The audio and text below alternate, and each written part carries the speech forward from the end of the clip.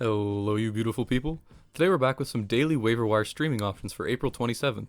So I didn't want to pick guys that were too highly rostered, and they're also in order of who I'd pick up first, because I don't think just giving you a million players in no particular order is going to be that helpful to anyone.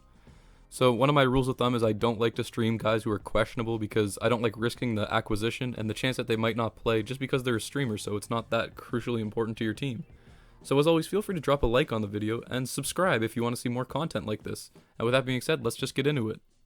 So first up is someone that I actually called a drop earlier on into the season, and it's going to be Blake Griffin. Now the reason I considered Blake Griffin a drop was because he was playing in a crowded front court, but now that LaMarcus Aldridge has retired, Claxton's out with the Rona, there's opened up a lot more minutes and opportunities for Blake Griffin, and I think he's really capitalized on his opportunities so far this week. I mean, he's put on a really good stretch of games so far, and they're playing the Raptors tonight, which I don't think will be fully equipped to deal with the Nets, especially when they're trying to tank their way to the bottom of the standings. So I think Blake Griffin could be in for a really good game tonight. He'll probably get around 27 minutes, and honestly, he's not like a standout contributor in any particular category, but if we look at all around in points, steals, blocks, assists, and rebounds, he does just enough to make him relevant for a points format. So I definitely consider him as my number one option for tonight, just because I think he has the most upside in terms of how many points he can score, and he has like the least downside as like the baseline rate of what I think he's going to be able to produce tonight. And that's sort of the theme for today's rankings, and because next up is Dorian Finney-Smith, who's another just like solid baseline rate. He might not explode for a huge game, but I'm sort of valuing consistency over like the upside in terms of streaming options. I mean, it's sort of a situational thing depending on if like your league is in a close matchup this week, or if you need like just like someone that has the potential to go off for a crazy amount. But I'm looking at Dorian Finney-Smith as a great streaming option for tonight. He's been really consistent over the last few games, and I think now that KP is going to be out, there's even more shots available to him. And yeah, he's been a really improved three-point shooter this year, and they're playing the Warriors, who again, their defense isn't that great, so I think he could definitely get a few open threes off of Luka's playmaking, so I definitely look at Dorian Finney-Smith as a viable streaming option for tonight. Then we move on to a guy who's really benefiting from the injuries to his team, and it's going to be Brissette. And here's the thing, if you give an athletic rim runner 30 minutes a game, 38 minutes a game, then they're going to be putting up some decent fantasy stats, and that's sort of been the case with Brissette. So yeah, he's a really solid rebounder. He's got a few amount of points just off like rolls to the rim and such.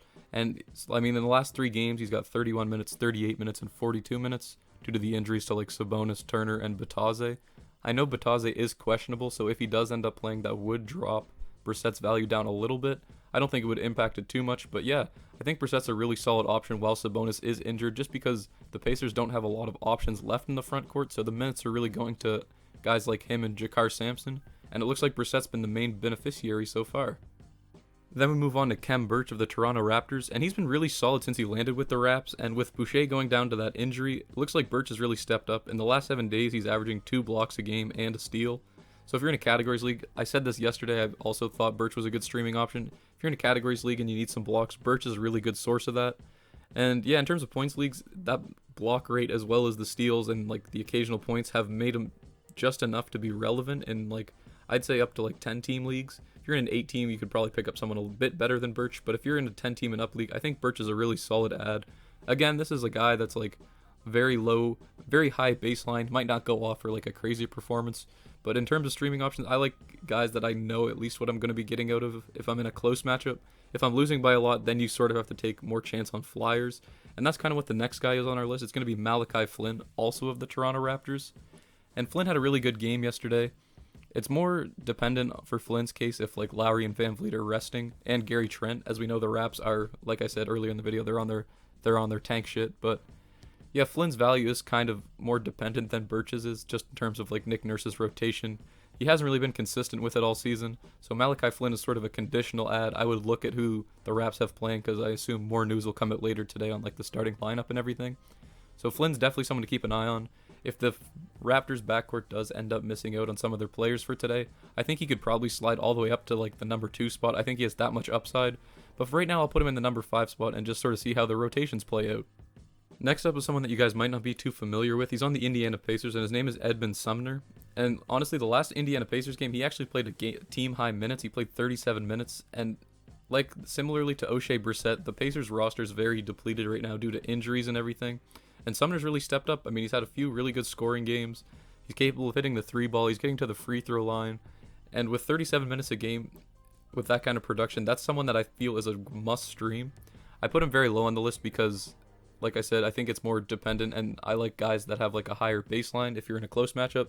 But if you're losing by quite a bit right now, I think it's worth taking a flyer on Edmund Sumner, especially for tonight, like before the Pacers get their rotations fully healthy again. I think Sumner could be a really sneaky ad, and he could really add a lot of value to your fantasy team.